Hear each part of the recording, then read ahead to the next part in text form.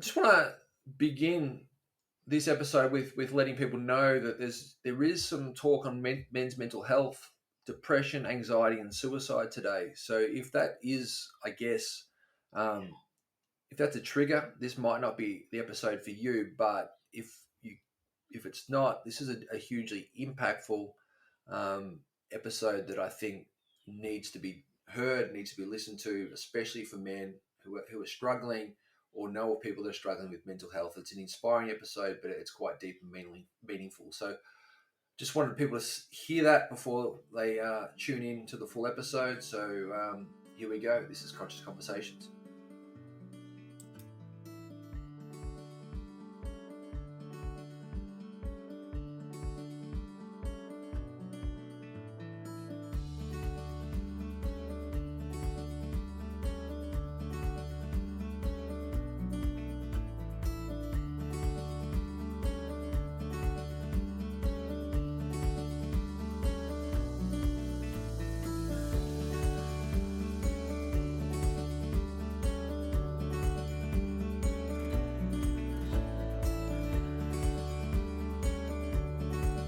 Hey there, welcome to Conscious Conversations. My name's Luke McLean. Excited to be back from the relaunch last week. Such a great response to that, I guess. So many great messages and, a lot of people listening, which, I was a bit, I guess, unsure on what the response would be, but that was really cool. So I'm forever grateful, to the followers, to the people that listen. So that's cool.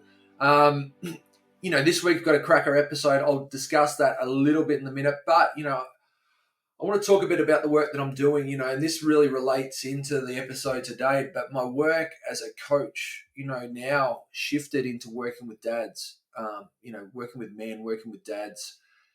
It's so important. And if you're a dad and you feel like you're struggling, I'd love to hear from you. Even if you're not struggling, but you want to grow, you want to think in, what? I want to be at my best so I can give my best.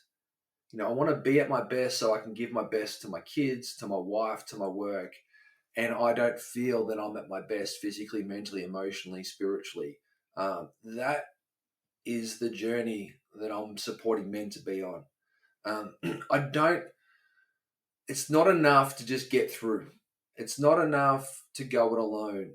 And that we need to continue to support each other, to grow, to develop, and for us, but also for our kids. Our kids need to see us on top of our game. They need to see us working and they need to see us being vulnerable and making mistakes and connecting and developing, because that's the journey of the man. Ongoing, it never stops. And what stops when, as men and as dads, we become transactional, we become disconnected, we become despondent or discontent. That's when the journey stops. And that's when, you see the lifelessness come out and the problems, or we become so stressed and anxious and reactive that we're not the same person that we were, because we don't have the tools or resources to cope. We haven't got the foundational framework. To build a better relationship to change or the problems, and our responses are poor. So that's the work I'm doing. And I know I'm passionate about this, but I think we can make a big difference. I think the dad element in households and the world has so much opportunity for depth, for openness, for vulnerability, for tradition, for returning back, for creating space, and really stepping into our authenticity as men. There's a huge opportunity for us to do that. So if that feels like something you're interested in, I would love to hear from you. I've got a new project coming on. It's called the 140 Project.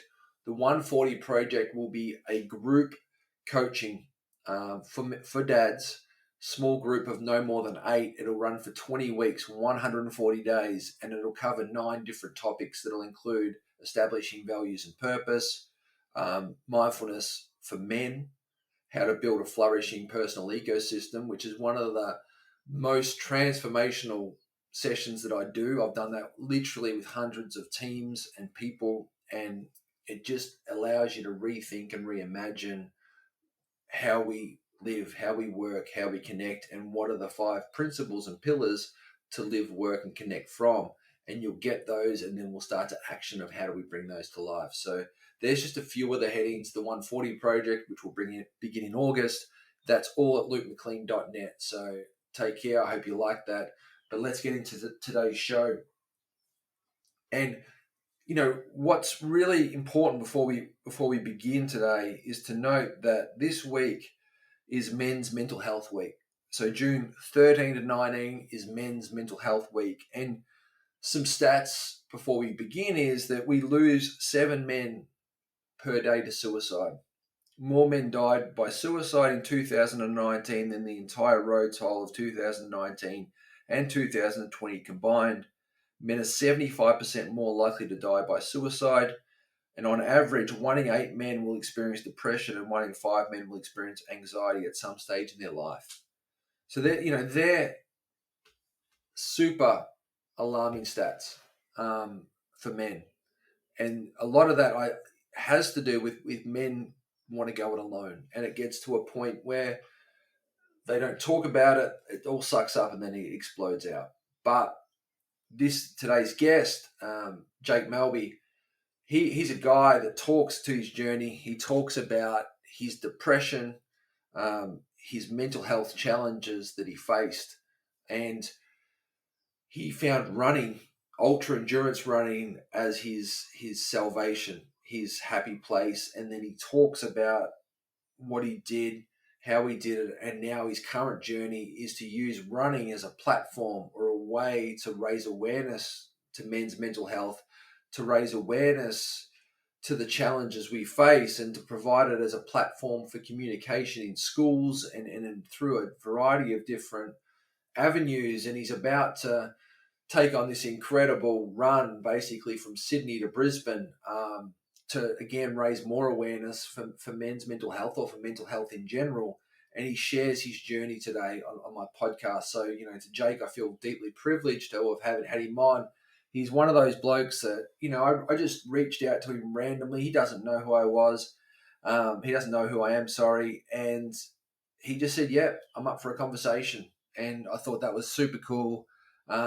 He's super humble guy, just doing his thing, doing a few days a week building in Queensland whilst he's racking up hundreds of Ks a week and doing recovery. He's a good runner. He's not just an average runner. He's a really good runner. But that's not what the conversation's about today. The conversation's about his journey from really struggling from addiction and mental health to finding himself on the trails of running, which is really beautiful. So I hope you like this conversation. My name's Luke McLean. This is Conscious Conversations, and this is with Jake Malby.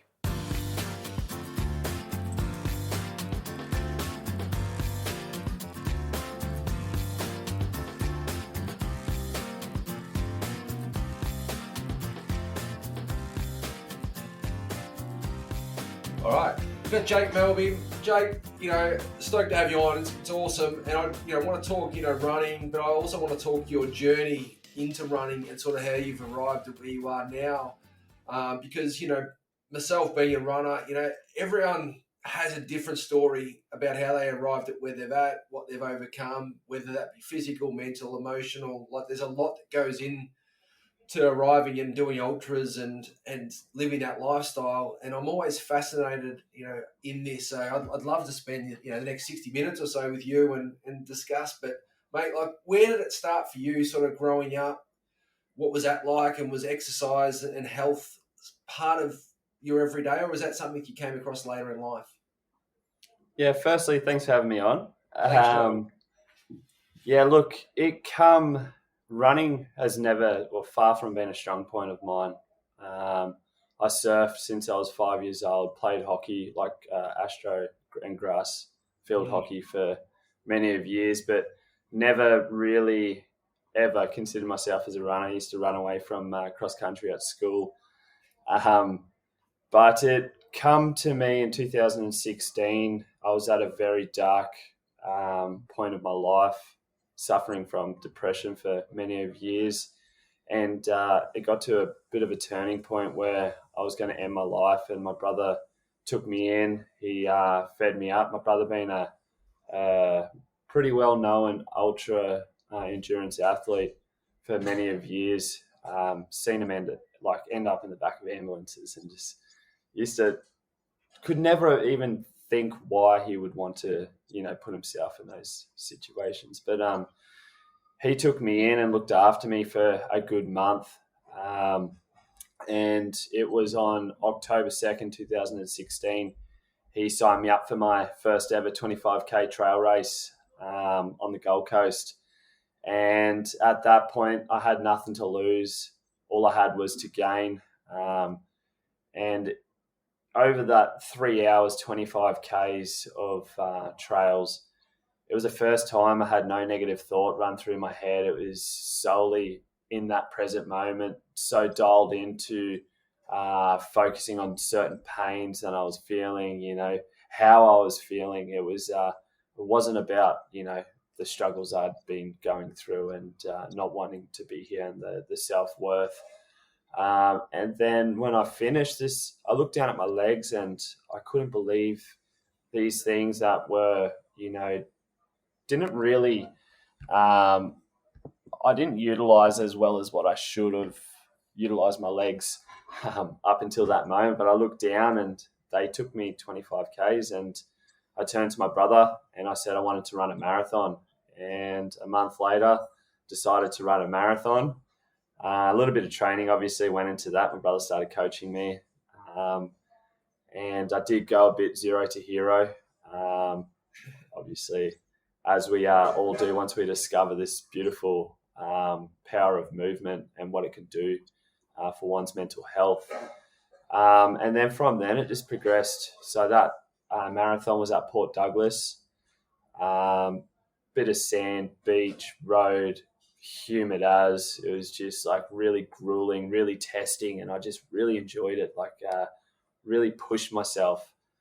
And again, that self satisfaction at the end from, the self-worth come in and all the things that, you put your mind, body and soul into, and then you achieve that goal. So then I was like, I want to run an ultra marathon. So a month after that, I ran Misty Mountain 50K. Again, 6 hours. Wasn't really focusing on times at this point. It was just more so discovering how far my body was willing to go via the distance. And then from then, it was like a month after, it was 50 mile and 100 Ks. And then since, I've done 100 miles. 2 years after running for mental health charity, I ran 31 marathons in 31 days. So it's definitely grown over this past 6 years running, and it's been a massive part of my life. And throughout this journey, I've also realized and come to terms with a lot of, for like the first 2 years, it was all my life. And when, injuries happen and running's taken away, you start slipping into that sort of that dark patch again. So now I've got that healthy relationship with running, that I've also got other interests and hobbies that I also go out and do. So it's not my be all and end all anymore, but it's a massive part of my life, and I'm so grateful to have found the power of movement. That's a incredible story, mate. Like in a couple of minute summary, which you've gone from one place to another, and then almost to another, to build almost sounds like a different relationship to running now to when you initially started that first couple of years. But I'm just interested, Jake, that first run and that first, getting taken in by your brother, like when you've got nothing to lose, what was that? What was approaching that run like? What was that for you, just to step onto that start line? What did that take to even get there? Was it sort of pretty seamless, or was there a few stories and, back and forth between yourself of whether you would do it or not? So it was a week out. Yeah, okay. My brother sort of just said that he'd sign me up, and I mean, he did a lot for me in that point. And I wanted to make him proud as well as make myself proud. So I didn't have a clue if I could do it or not. Like, in my eyes, 25 Ks was so far-fetched that I knew if I were to achieve that goal of running 25 Ks, it was going to be such a massive benefit for myself as well. So getting to the start line, it was a bit of an unknown, but it's an unknown going into all these long runs. So like over the duration of time, 50 Ks, 50 miles, 100K, whatever it may be, so much can happen and so much can change. You could be having the most amazing race or run of your life, and it can change in a matter of moments, and very much like life itself. So getting to that start line, like I said, I had nothing to lose. All I had was stuff to gain, and that was, I guess, a pivotal moment, like changing point in my life, because with that run, now I'm able to open up about mental health and delve into that sort of field, and as well creating awareness via using my legs and the power of movement as well, by doing charity runs and yeah. And what have you been able to do, mate? Like, if we dig into the mental health a little bit, like through your journey now, what are some of the conversations and the way you've been able to raise that awareness as you've progressed on this running journey and obviously become more comfortable with the story behind it? Like, where's that taking you at the moment? Yeah, so when I did my 31 marathons, the whole idea, so I had a fundraising goal of $5,000. So it wasn't about that, it was about creating awareness. I I was able to become very vulnerable and open up and share my story. So what I wanted to create was a safe place. So while I was out doing my marathons, I ran the same course every day for the 31 days straight, same time. And I wanted to create a safe place for people to come and share their stories, their mental health battles, and it blew me away. The people that come, the stories I got shared. There was, on day 2, there was a guy that come across my journey and how open and vulnerable I was, and he started running, and it aided his life to be able to save his marriage and his kids, and like hearing all this stuff really led me to know that I achieved my main goal, which wasn't like, it was running the 31 marathons was to create the awareness so people seen, what I was doing, and started delving into, why I was doing it. But my massive goal was creating that safe place for people to be able to come, open up, be vulnerable. And over that time, I had probably about 50 people run their first ever marathon, because I guess they seen what I was doing, 31 of them, so they knew and had the self-belief to be able to do so. And while doing that, all these people from all different walks of life, come in and shared their story, shared their support. And then from there, I really enjoyed the interaction I got from sharing my story. So I started going around to schools and doing a bit of public speaking, and going into mental health wards at hospitals and just sharing my story, so people, knew that they weren't alone, knew that it is a lot more common than what people think. And yeah. You've mentioned a couple of times, mate, like, I run, pretty much every day as well. And then, I don't know, I've never been diagnosed with anything, and I don't think I suffered anything severely such as yourself. But even for someone like me who, I don't know what sort of place I'd be in if I didn't have an outlet to move in nature regularly. Like, it's just, with having 5 kids and the work and the pressures of just modern life, I'm so lucky that I got onto that early. I think it just helps me manage and self-regulate. And I'm just interested in, you've mentioned the power of movement, and like, what is that? Like, if someone was listening, what's this power of movement? What is it when you're doing a trail run and in nature? Can you try to explain how that works for you, in terms of the mental health?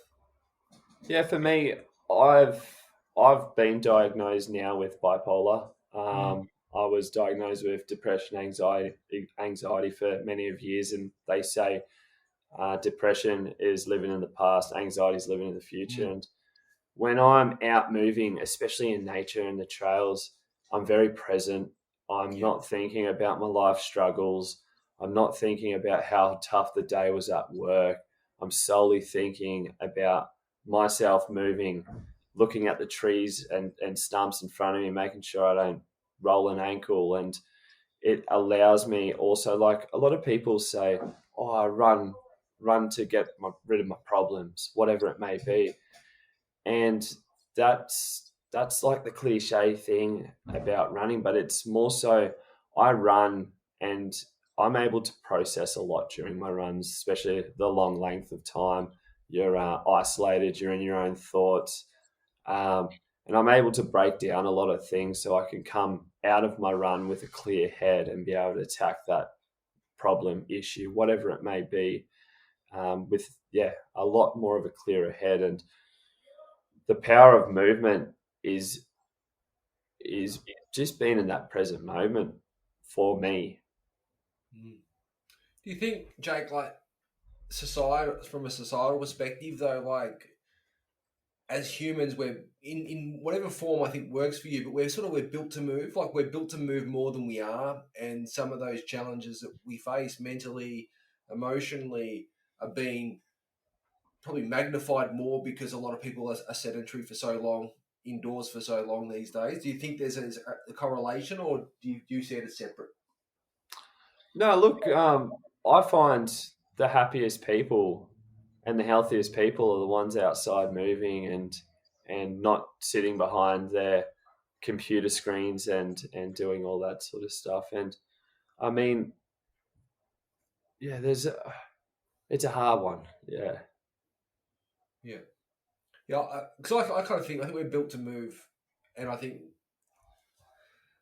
everyone's got a version of movement that they could find, and a level that they feel that would work for them. It doesn't have to be as extreme as you or what I'm doing, but something is there for someone at all levels. And I think the journey to find it is well worth it for your not just your physical health, but your mental health, your relationships, and especially outside a relationship to nature in some way. Mm. Well, yeah, if you've got a passion, and especially if it's a healthy, like one that's going to aid your general health and well-being, your mental health, and even if it's going for a walk along the beach, that's still a power of movement. You're still out there getting the sunshine, getting the fresh air. You're not in your walled up environment, um, and I just find that the people that are most connected, most easiest to connect with, are the ones that spend a lot of time in nature, and they're a lot more grounded. And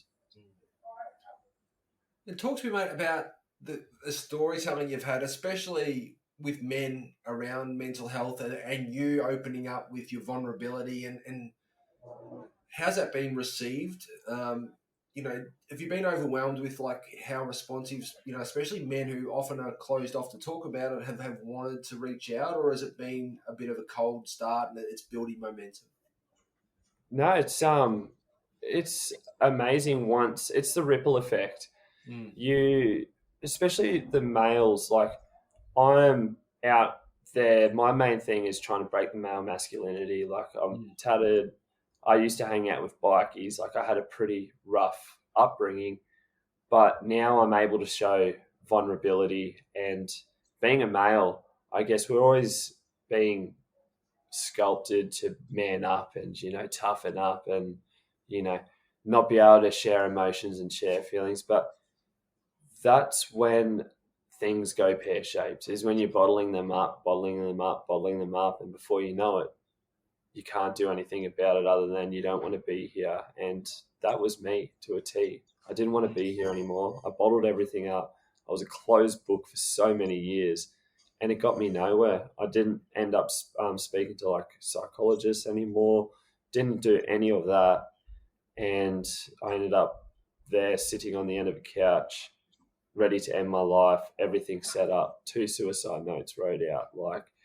And now my greatest power in my recovery has been opening up, and me becoming vulnerable has allowed other people to also become vulnerable.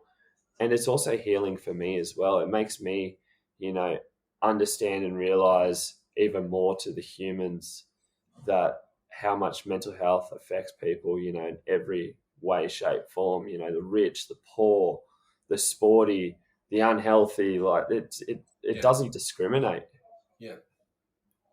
And did you find, mate, like when did you have that sort of that couple of years where you're really attached to the running almost as your identity? Like, how did you sort of, what was that like for you to sort of break out of that and go, yeah, I'm running's a big part of my life, but if I get injured or it doesn't define me? Like, I love, because I know a lot of guys that have taken up running or something else, but they get so fixed on that then, and if that goes pear-shaped, it could all fall apart quite quickly.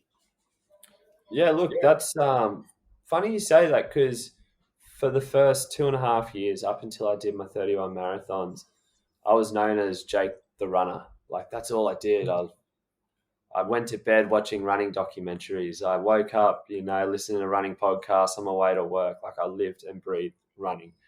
And it's a beautiful thing to do that, but it became almost an unhealthy obsession as such. And I did my 31 marathons and there was a lot of high building up to it.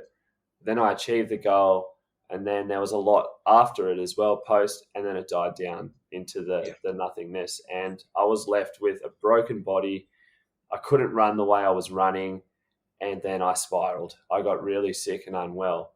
And now because I put such a massive stigma on medication for myself, when I was doing the marathons, it was like, oh, running saved my life. You know, but now I know running's just aiding my life.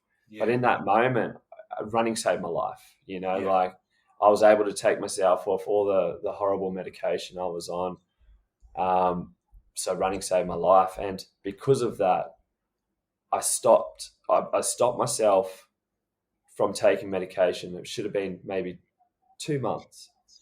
And Mm. by the time I finally go, because I had this saying in my head, it was, I've done it once, I can do it again. Like, I've done it Mm. once, I can do it again. I just kept repeating that in my head, but it just did me no justice because the thing is, I needed to detach from, that moment and just be able to take that medication to get myself healthy enough to be able to run and do the things I love and enjoy. But it was, December. I felt really unwell, ended up in rehab again, and got diagnosed with bipolar. So now from there, it went quite a few months of, thinking to myself, how can I deal with this? Like I've got bipolar, like, but Mm. I started seeing a psychologist, Prolunka, and she's a beautiful human. And she gave me an understanding that I could have had bipolar since I was, X amount of age. It's a beautiful thing to have an understanding now of how to manage, how to deal with it, how to see if I'm going manic, how to see if I'm going, depressive, and be able to judge all that. And then from there, because I was known as Jake the Running Man, I needed to find different outlets because I knew that how unhealthy of an obsession I had with running. Like it was beautiful. I was able to take my life away from bikies and drugs and put it to a healthy movement. But there was too much where that when it was taken away, I had nothing else. I had, Yeah. nothing whatsoever. I stopped surfing, didn't feel like I wanted to go surfing, like did nothing. And it just spiraled. What does that look like for you now, mate? Like, what's that balance start to look like? Because I know you're still smacking out a lot of Ks, but what's that balance start to look like for you?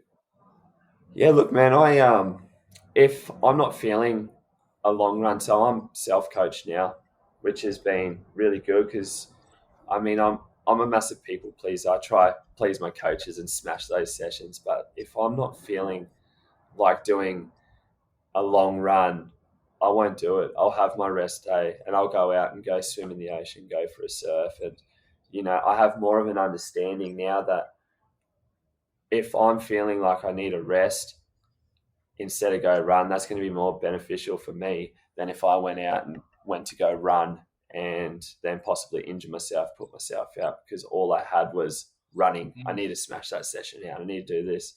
And now I go spearfishing and, rock climbing, bouldering at the gym, and even a walk down the beach. I never used to do. I was just like, why would you go for a walk when you can go for a run? But it's like one thing I've found as well is so beautiful is hiking.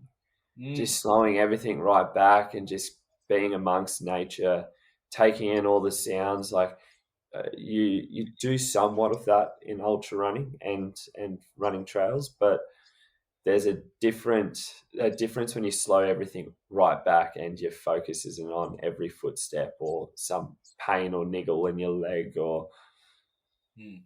Well, it's funny you say that because Chad Wright from America, he's a big hike guy. Like he hikes as much as he runs when he trains. It's funny because he thinks there's something in that being on your legs for a long time without the yeah. intensity actually helps. I've always said to be a good ultra runner, you need to be a good hiker. Yeah. So I think there's something in that, but it's good, mate. It just sounds like you're a lot more rounded now, and like outside of the movement, how else has your life changed? Do you feel like there's obviously there sounds like there'd be a running community where you are, relationships, friendships. Like how did that all start to interweave and form your life and your circles? Did that all change as well over those years of running? Yeah, well, I was in such a massive party scene, Mm. my life revolves around drugs, alcohol, and big benders, nights out on the town. And I had to distance myself away from those people. And that was so easy to be able to do when you've got these people that are pushing you and driving you to go run long distances, not pushing you and driving you to take X amount of drugs or X amount of beers or so there was that aspect where my relationships got so much more healthier. Like my best mates now um, are all runners, and like even Brad Glover, my best mate, I now work with him because I quit my trade and I just picked up a few days labouring with him just so I can maintain my recovery and look after myself leading up to my next project. Um, and then running's just aided my everyday life. It's given me an understanding of how to accept things. Like in a long run, some things might happen. It's about how to problem solve and accept things, and I'm able to do that and correlate that with my everyday life now. And when things go a little bit pear shaped, I'm able to attack it with a little bit more of a clearer mindset and Mm. a lot more of a clearer head, as opposed to getting anxious and freaking out and freezing up. It's Yeah, you build I think you build a real resilience, a more resilience to life because you go, when you're out there for multiple hours, you go through a lot mentally, physically, and emotionally that you got to problem solve and get through that. Whether it's me being a dad or at work or whatever, you're going to go through similar things that don't seem as big because you're not as fatigued, and I find you can get through those things better because you're more practiced at coping with adversity through putting it on yourself. mm, yeah, for sure. Yeah. Mate, I'm interested. I don't know whether we can talk about anything, but just give me a plain no because we didn't discuss it. But I've noticed that on your Instagram every year, it seems like there's a project that happens. And Mm. wondering, is there something on the 20 this year coming on? Because you had I think it was Sydney to Gold Coast. Yeah, that's this year. That's this That's year. what I'm Right. trying. Yeah, that's what I'm training for this year. So Okay, I last wasn't year sure I that done earlier in the year. Sorry, yeah. So that's this year. Do you want to talk a bit about that then? Because I'm interested in that. yeah. So last year I did a 24-hour awareness run Yep. for mental health. I did 174.74 k's. The year before was like COVID. I was just coming out of being sick and looking after myself, get myself back on track. And then 2019, I did the 31 marathons, 31 days. Then this year, I am running from Sydney Opera House to Burleigh Hill. So it's 850 plus Ks. Looking at doing it in 7 days. So it's about 122 kilometers a day for Kids Helpline. So it's a charity fundraiser looking at raising $50,000. A lot of my charity, or all of my charity work, is obviously for mental health, but more importantly for kids. Mm. Um, I I'm feel that if we're able to create awareness for the kids at a younger age, it will lead them up to deal with adversity later on in life. And be able to see if one of their mates is struggling, be able to help them, and to have the tools in their tool belt to be able to cope and manage those sort of situations. So yeah, this year is going to be a big one. Lots of Ks, like I've been doing little missions, I guess you can say. Like maybe a month ago, I ran from Gold Coast to Byron Bay solo, 67. Oh no, sorry, 70 something Ks, and then yesterday I ended up running from Canungra to Kira, which was 55 Ks, and then I've just been doing like backing up marathons, just getting the body ready to run on some tired legs. But to be able to do something like this, I've got an amazing crew that's going to be following me. So I'm not going to be that bloke running down the highway with a trolley. I've got a guy, Trav Island. He's going to be following me in a van, and my mate Connor, he's a really good photographer and ultra runner. He's going to be pacing, running, just being the all-rounder. So I've got a good team over the 7 days, because I mean, something like this, you need a team to be able to do it. Man, it's awesome. Is there dates locked in, or is that sort of? Yeah, 8th of August we leave, Monday. Oh wow! How do you like you mentioned you've done some missions? Do you feel like ready, like to physically? Because I know what it's like when you're trying to, in your head, think about compartmentalizing what you're actually going to do and how that's going to play out. Like, how's that been for you, trying to imagine that many Ks back to back and the logistics, etc.? Yeah, it's one of those things. I don't look into the future, like the what ifs, what could be's. Yeah. It's I know I can push through that 850 Ks. How? I'm going to have to problem solve and find my way to the end. So I already Yeah. know that. And as yourself, you'd probably know and aware how much the mental component plays in long distance running. And that's a lot of my runs are solo, long, straight, windy roads through the mountains. Like, not many people there, lots of solitary, and that builds my mental capacity up to just be able to sit in that uncomfortable spot for a long period of time. And to be able to do this, I'm getting the body conditioned to be able to back those days up. As well as I'm also going to have like a recovery vehicle following me with like an ice bath and Normatec garments and stuff like that. But the big part is getting the head ready for any of these challenges and just believing in yourself, and not listening to people external opinions of what you can and can't do, because if you know you can do it, you'll do it, and you'll find a way to do it as well, especially if it's for a good cause. Mental health obviously means a lot to me, so Yeah, it's awesome, mate. I think it's, for anyone out there,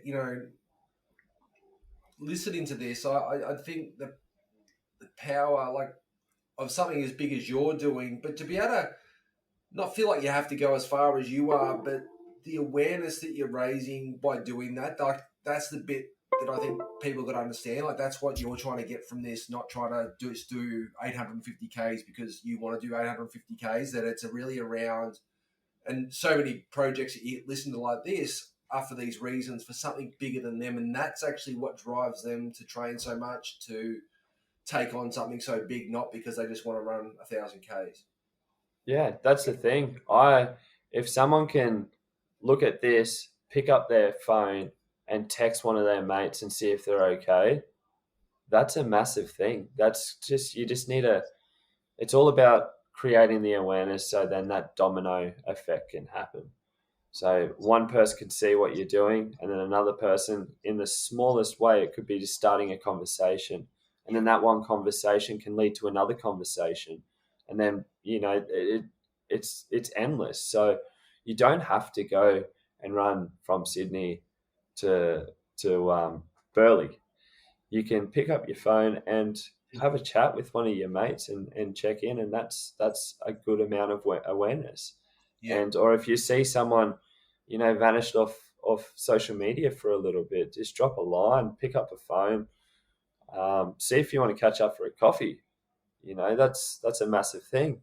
It's those moments that could potentially save someone's life, and if you can save one person's life in your lifetime, you're doing a bloody good job. Yeah. No, I agree, mate. I agree. For people that are out there, and interested in the ultra scene, mate, like just off topic a bit, like, can you try to explain, like, it's 100K or 100 mile, and like, what in a race, or what goes through, like, for someone that's trying to imagine what actually goes through in those races? You said that you can feel awesome and then crap within a couple of minutes. Like, could you try to give a bit of a breakdown? Because I haven't had an ultra runner on yet to explain sort of the craziness of what can happen in these races. Yeah, so much can happen. It's a long duration of time you're out there moving. So many probabilities and possibilities. You can take in too much food, not taking enough food, taking too much water, not taking enough water. So you're constantly out there you're out of your mind, but you're in your mind. You need to have somewhat mindfulness about you, and you're constantly riding the ebbs and flows. So there's usually markers for me. I'll hit, like, say in 100K, it'll probably be about 60Ks. I'll up to the 60K. I'll generally feel somewhat okay, and then I'll hit a bit of a lull for about 5-8K, and then I'm just like, oh, everything hurts, and then oh, it'd be so much easier just pulling the pin right now and just jumping in your warm bed and having a nice warm shower and thinking of all those nice warm things while you're sitting into your neck in mud and it's -3 degrees and you're freezing. But then uh, 8K on from that 60K mark, you're on top of the world, and it's just like any better than any drug I've ever taken. And then you're just like, this can't get any better. But then it can also get a lot worse as well. It's just right in those ebbs and flows. And I mean, that's not every race as well. Some races you might be in such a beautiful flow state and everything's going perfectly and you have a pearl of a race. And then some races you can start at 3Ks and a 50 miler, and I'm in for a long day. And you just got to tough it out and just ride those ebbs and flows and just know they come and go, just like they do in life. Like the tough times don't last, the tough people do. So you just keep chugging along. But they say if you ever want to live a lifetime, go run an ultra marathon. And if you want to live a lifetime in one day. It's so true, mate. It's such a good example. Like, I think it's the impermanence of,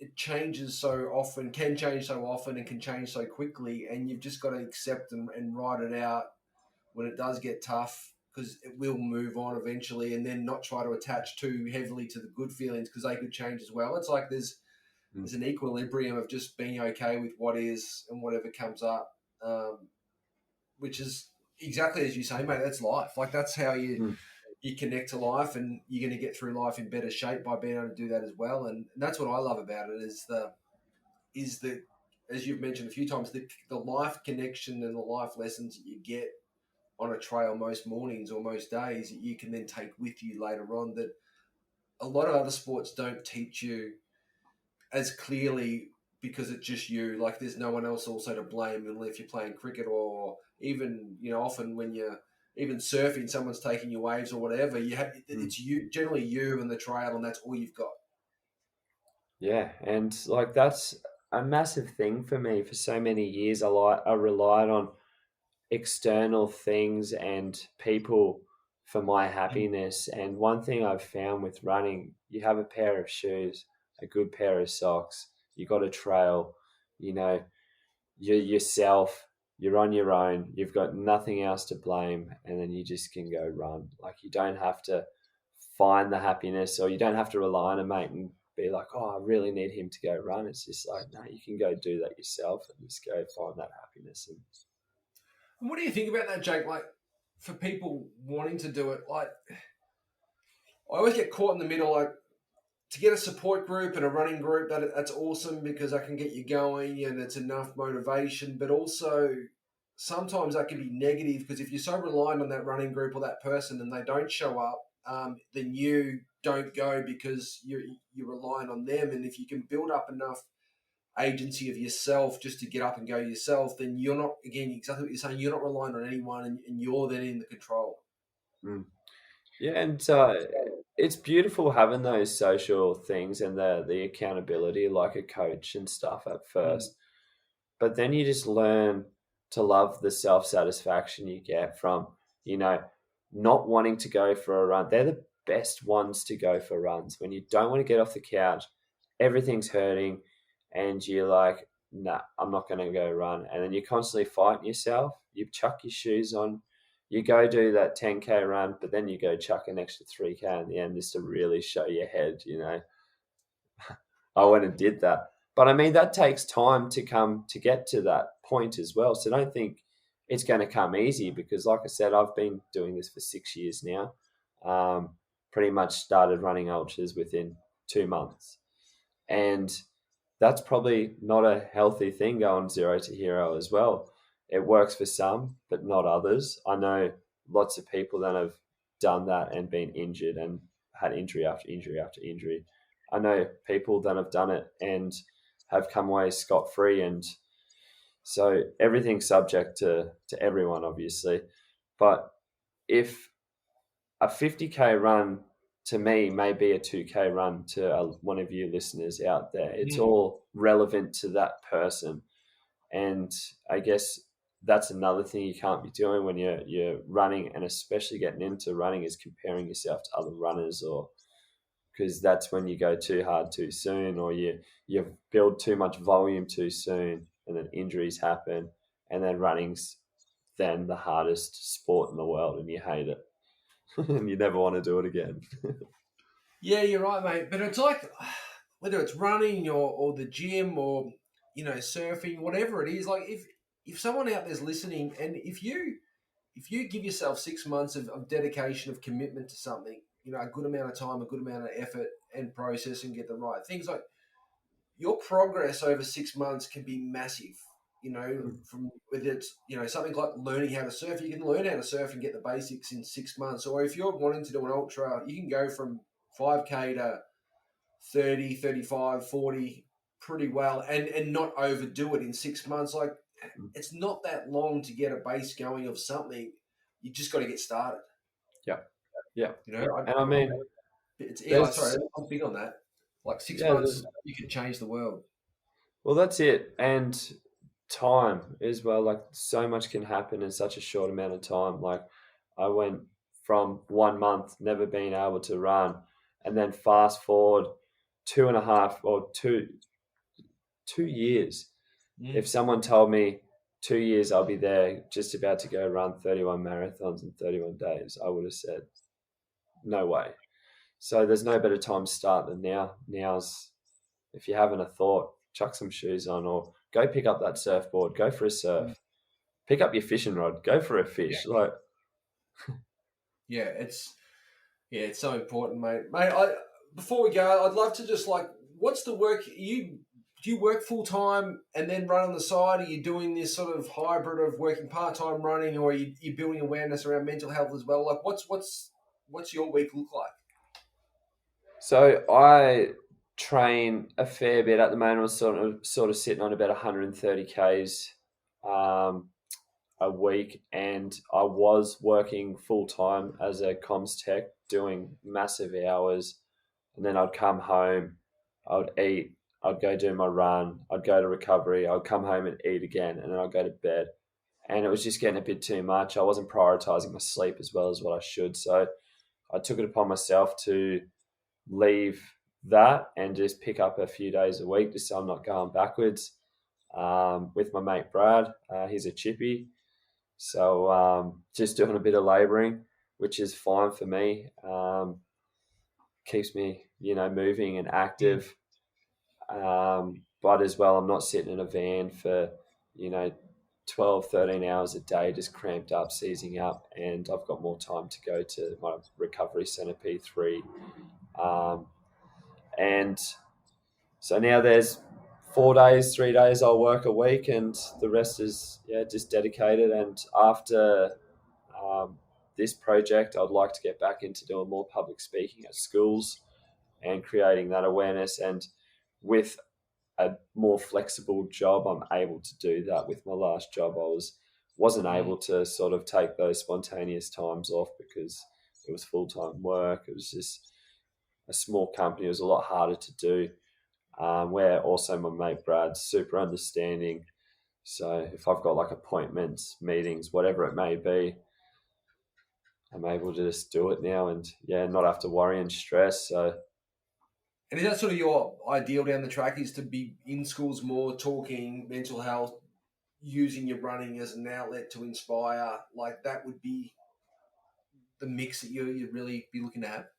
Yeah, for sure. And like I said, I had a really well-paying job, and to leave that to just work just to make by. My thing is the feeling I've gotten from helping others and doing speaking, like public speaking for free.